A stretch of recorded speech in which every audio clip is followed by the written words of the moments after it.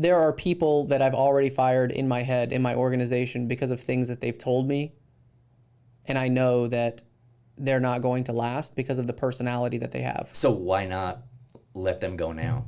What's the reluctance? Redundancy and resiliency in your business. Explain.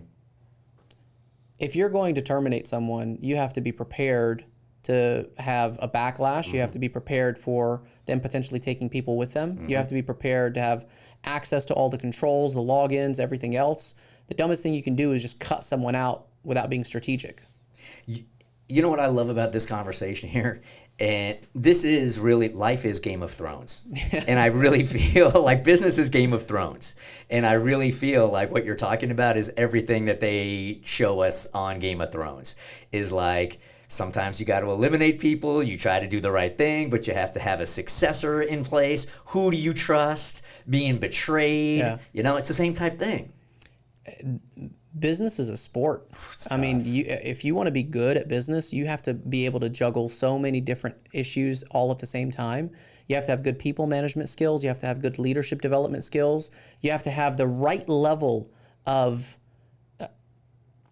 not just managing your people, but also delegating work, not over delegating and not under delegating. So there's this sort of like fine line that you have to tiptoe on. You want people to grow, you want people to make a lot of money, but you also don't want them to be very money hungry.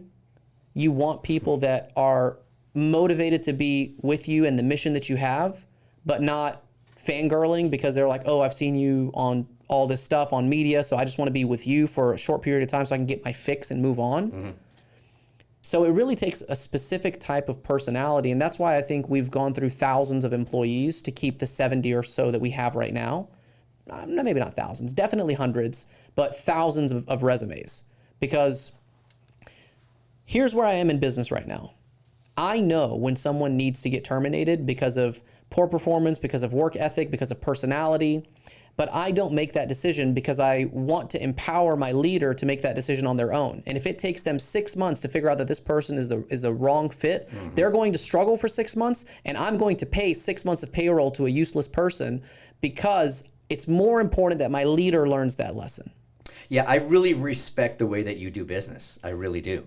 If I was watching this or I was listening to this and I was wondering, like, which team do I sign up for? I'd have more confidence in your way than mine. Mine's a little flighty. You seem fun, though. I'm fun. I mean, I'm fun, but I think I give the personality, I think I give the vibe that, hey, business first, play later. And I have been burned many times with the emotion of it, putting that first and business second.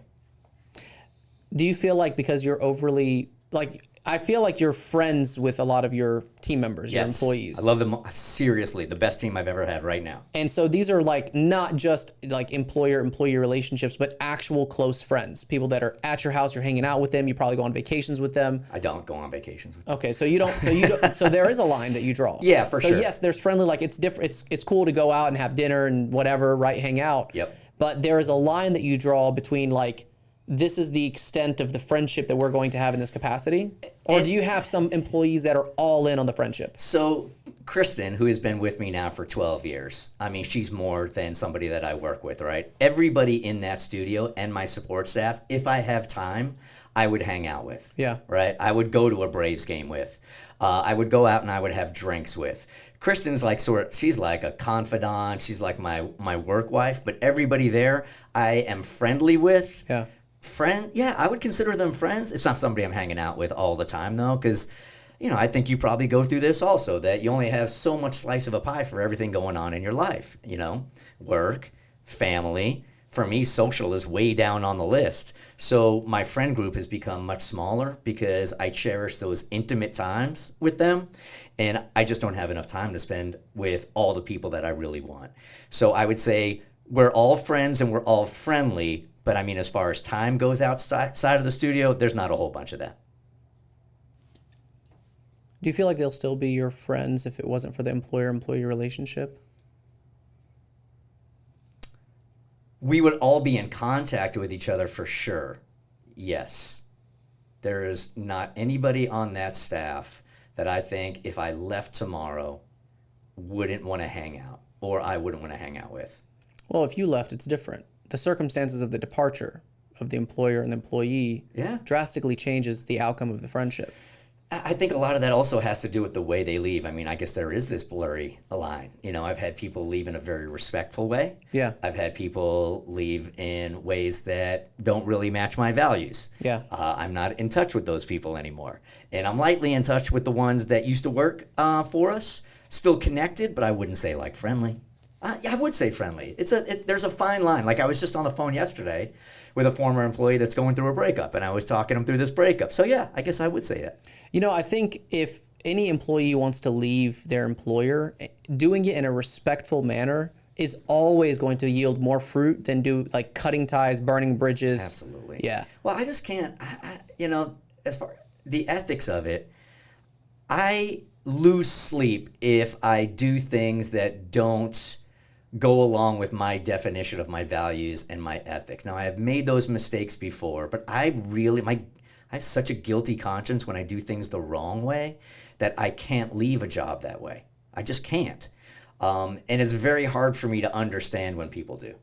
It hurts. It hurts I think more. it's a level of maturity. I think people, you know what's right and wrong. I think innately, children, babies, they know what's right and wrong. After like age 4, they kind of have a sense of what you should do and what you shouldn't do. But some people use the lack of experience for a given situation as their crutch for why they acted out a certain way. Mm-hmm. So if they want to leave their job, they want to do it in the most horrific, like I'm taking this place down with me type of vibe. Whereas I've taken a different approach where I strategically talk to my team and say, hey, here's the direction that we're going. Here's our goals for this quarter, this year, 3 years, 5 years, 10 years. Here's the vision. And there's enough room for everyone on this rocket ship to success. But if you don't feel like you want to put in the work, then I ask you, no, I implore you, I beseech you to send me your resignation. I will pay you to leave, and I will write you a letter of recommendation to find a different employer. And one person has taken me up on that. No, 2 people have taken me up on that. And so far, it doesn't seem like there's been any sort of negative backlash. We're still friends. We still kind of hang out. Mm-hmm. And I think that was the best thing because now I'll still go out of my way to make sure that they're happy and successful if there's anything that I can do to help them. But then there's people that are on the complete opposite end of the extreme.